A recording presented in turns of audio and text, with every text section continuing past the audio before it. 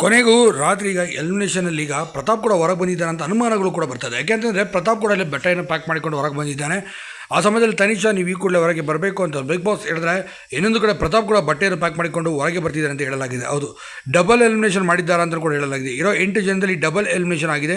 ಪ್ರತಾಪ್ ಮತ್ತು ತನಿಷಾ ಇಬ್ಬರನ್ನು ಕೂಡ ಹೊರ ಹಾಕಿದ್ದಾರೆ ಅಂತಲೂ ಕೂಡ ಹೇಳಲಾಗಿದೆ.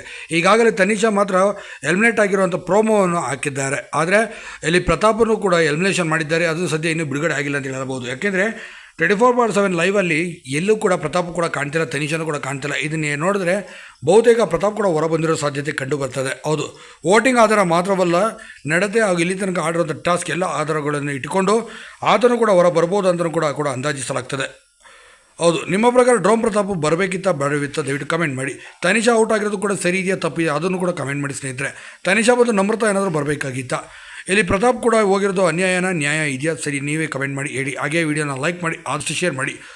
ಮತ್ತಷ್ಟು ಹೊಸ ವಿಡಿಯೋಗಳೊಂದಿಗೆ ಹಾಗೂ ಬಿಗ್ ಬಾಸ್ ಅಪ್ಡೇಟ್ಗಳೊಂದಿಗೆ ಭೇಟಿಯಾಗೋಣ. ಧನ್ಯವಾದ.